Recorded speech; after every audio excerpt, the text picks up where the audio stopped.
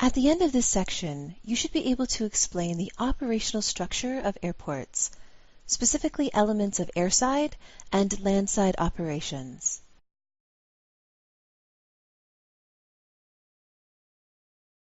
A common expression is that if you've seen one airport, you've seen one airport. This means that there is so much variability between airports that it is almost impossible to make broad generalizations about their operations. There are major hub airports that serve as a central location, connected to smaller spoke airports, airports that cater to international, regional, or local traffic, airports that cater to local travelers, and others which cater to passengers catching a connecting flight. There are airports that primarily serve cargo, business travelers, low-cost carriers, and other airports that are a destination in themselves, housing movie theaters, convention centers, and other attractions. Despite variability in their business models, a few operational aspects of airports are consistent. A general division in every airport is between the airport's landside and the airport's airside. The landside generally refers to the unrestricted area in the airport that is open to the general public. The airside is the secured portion of the airport, beginning with the airport's security checkpoint and extending out to the perimeter fence that encircles the entire airport.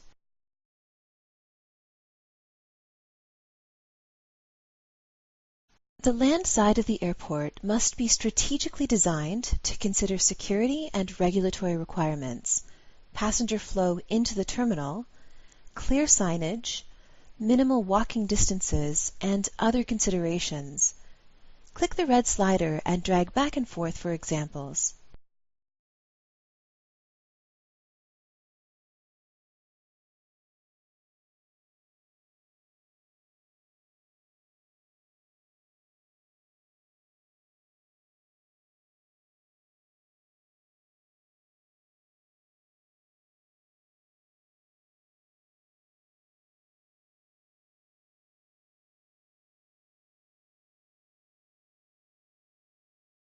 The airside must be designed to support a passenger's transition between the terminal building and the aircraft itself.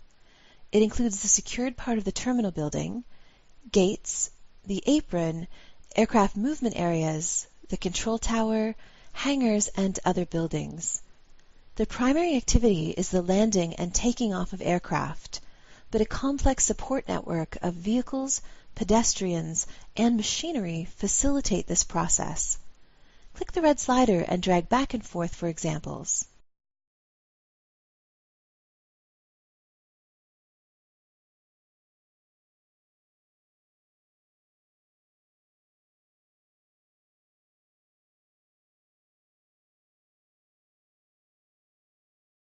When terminals and aprons are designed, they must be carefully planned to ensure passengers don't have to walk long distances, aircraft can maneuver close to the terminal considering wingtip clearances, security can be maintained, ground handling service vehicles can safely move around aircraft, the entire area can be safely lit, and the surface is durable and has a slope to allow water to drain off. Depending on the needs of the airport, a variety of terminal gate apron designs are used. Click the red buttons to see a few examples.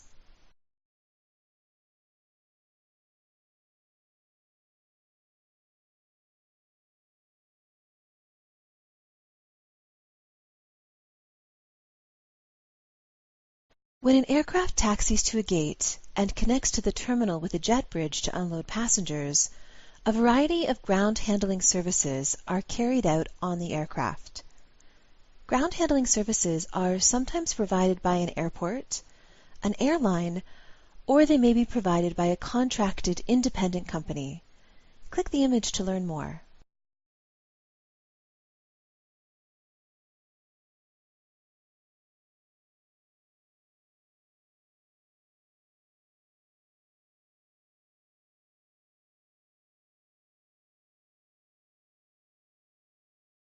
After the aircraft has been loaded and turned around, They will taxi and then take off on the airport's maneuvering areas.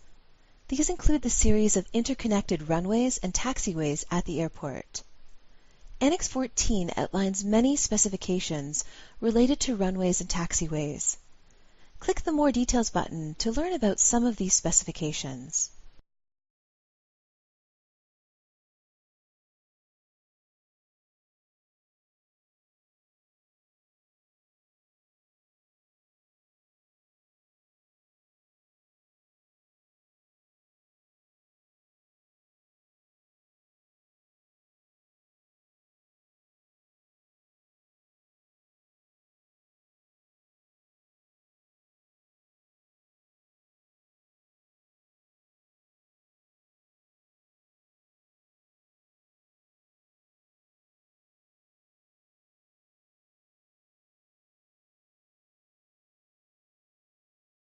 Test your understanding of differences between runways and taxiways.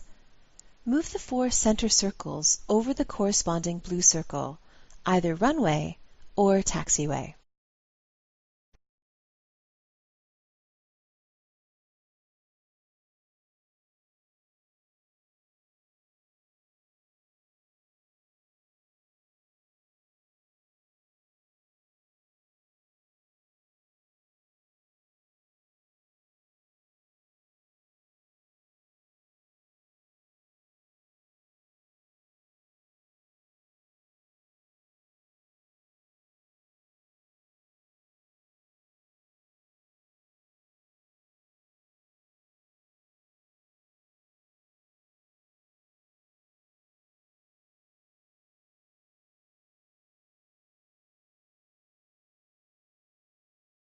Foreign object debris, FOD, can present a major safety risk to aircraft on the maneuvering areas of airports. Even small items can cause devastating outcomes. FOD can cut through tires, get sucked into engines, become lodged in flight control surfaces, among other issues. FOD can come from the airport itself, such as degraded pavement, loose lights or signs, or the natural environment, such as wildlife, ice, or plant matter. To ensure safe operations, airports implement FOD prevention programs where all areas are routinely inspected and audited. Several types of support buildings are present on the airside of an airport, including hangars to park and store aircraft, maintenance buildings, the ANSP's tower, fuel facilities, and rescue and firefighting facilities, among others. Also, the entire airside of an airport must be enclosed with perimeter fencing, and as airports can cover a large area, these fencing needs can be quite extensive. Fencing maintains the security of the airport, both from unlawful acts and the entry of wildlife. Controlled access gates are installed to allow the secure entry and exit of airport vehicles. To review various elements of an airport's airside and landside, click each of the terms in this image.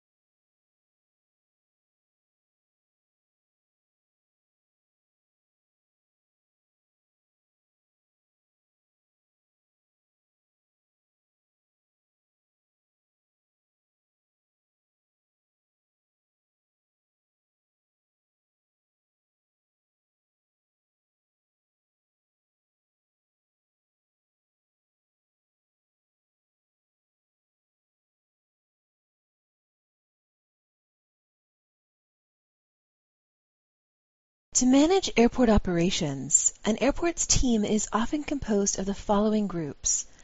Click each to learn more. Remember that these individuals would work for the airport itself.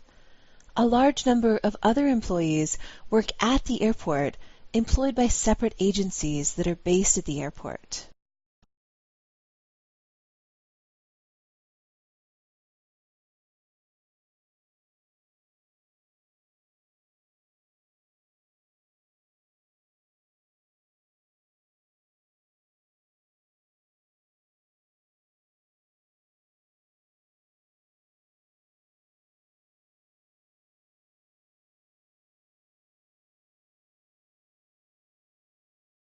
The airport can be thought of as a community.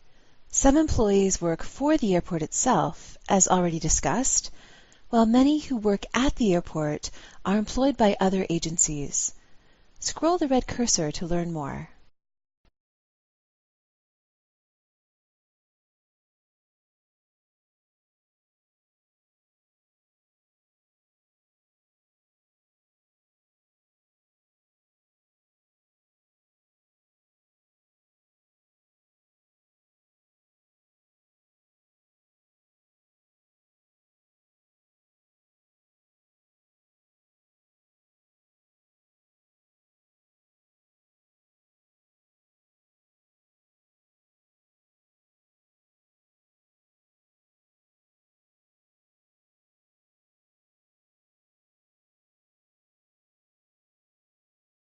Check your understanding. Which of these employees work directly for the airport? Hover over each to learn about their job, and then click the white square on anyone who works for the airport.